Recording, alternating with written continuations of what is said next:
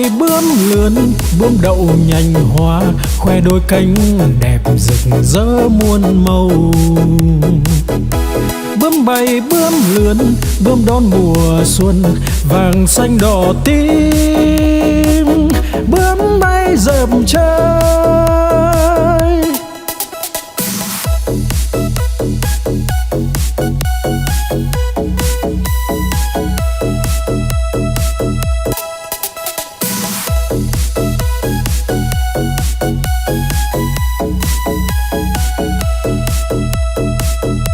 Bướm bay bướm lượn, bướm đậu nhành hoa, khoe đôi cánh đẹp rực rỡ muôn màu. Bướm bay bướm lượn, bướm đón mùa xuân, vàng xanh đỏ tím, bướm bay dợp trời.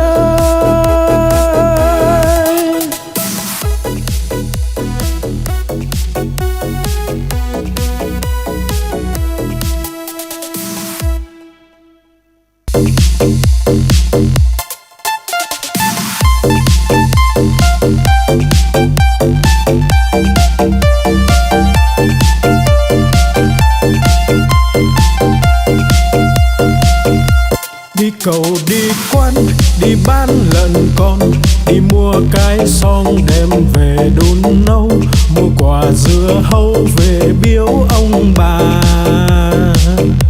Mua một đàn gà để cho ăn thóc, mua lược chải tóc, mua cặp gội đầu, đi mau về mau kẻo trời sắp tối.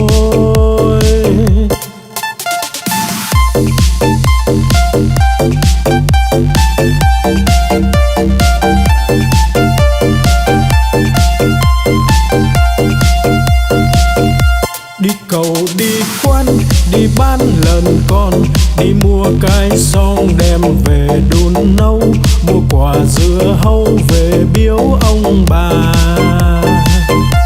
Mua một đàn gà để cho ăn thóc, mua lược chải tóc, mua cặp gội đầu, đi mau về mau kẻo trời sắp tối.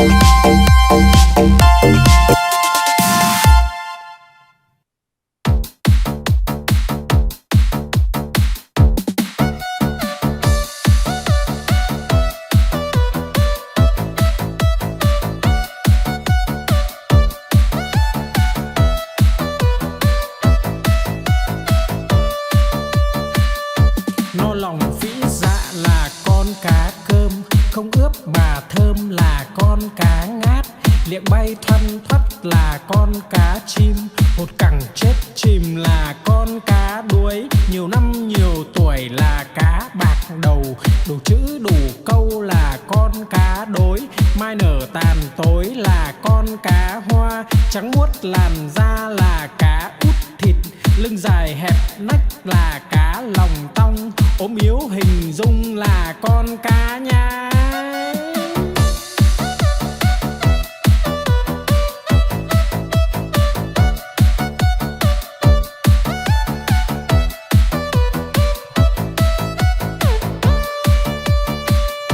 No lòng vĩ dạ là con cá cơm, không ướp mà thơm là con cá ngát, liệng bay thoăn thoắt là con cá chim, hột cẳng chết chìm là con cá đuối, nhiều năm nhiều tuổi là cá bạc đầu, đủ chữ đủ câu là con cá đối, mai nở tàn tối là con cá hoa, trắng muốt làn da là cá út thịt, lưng dài hẹp nách là cá lòng tong, ốm yếu hình dung là con cá nhái.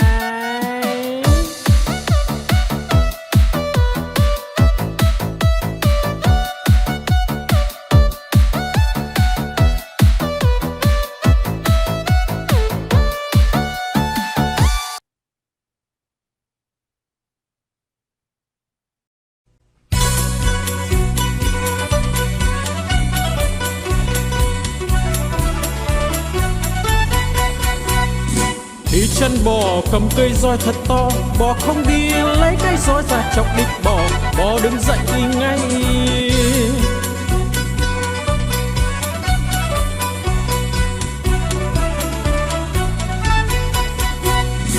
đi chăn bò cầm cây roi thật to, bò không đi lấy cái roi ra chọc đít bò, bò đứng dậy đi ngay.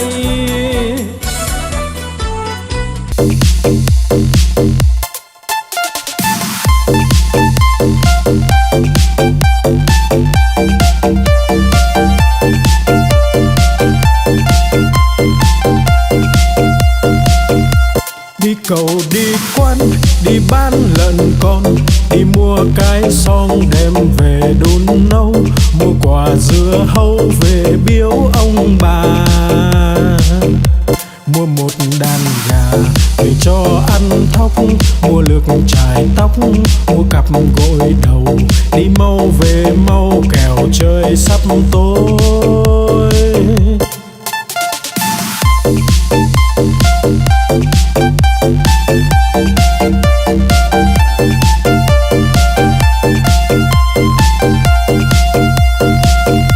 Đi cầu đi quan đi bán lợn con, đi mua cái xong đem về đun nấu, mua quả dưa hấu về biếu ông bà, mua một đàn gà về cho ăn thóc, mua lược chải tóc, mua cặp gội đầu, đi mau về mau kẻo trời sắp tối.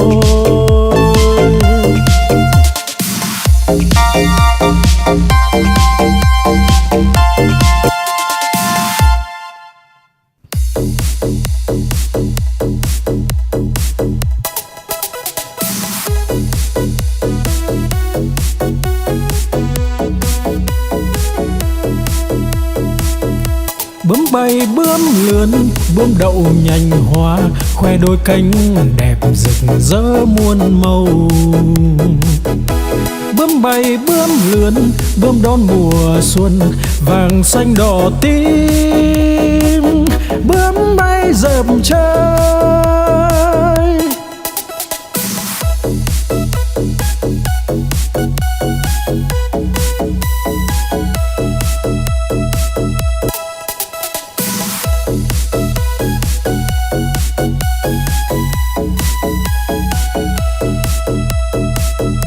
Bướm bay bướm lượn bướm đậu nhanh hoa, khoe đôi cánh đẹp rực rỡ muôn màu. Bướm bay bướm lượn bướm đón mùa xuân, vàng xanh đỏ tím bướm bay dợp trời.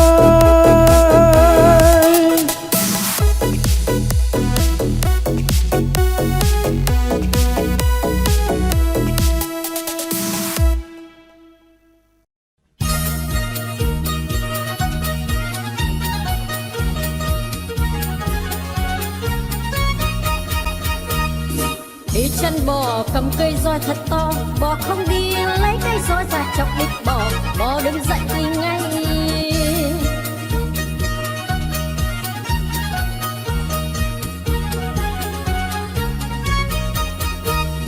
Đi chăn bò cầm cây roi thật to, bò không đi lấy cây roi ra chọc đít bò, bò đứng dậy đi ngay.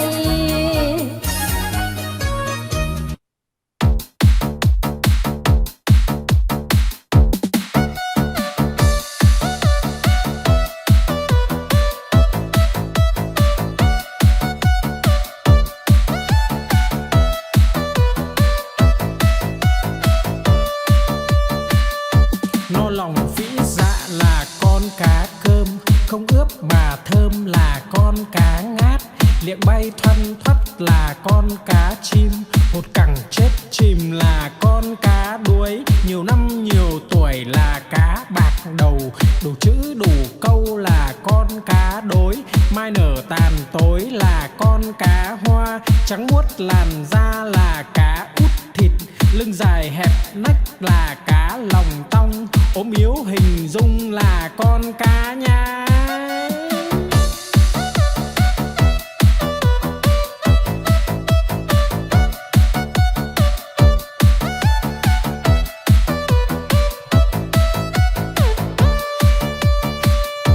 No lòng phĩ dạ là con cá cơm, không ướp mà thơm là con cá ngát, liệng bay thoăn thoắt là con cá chim,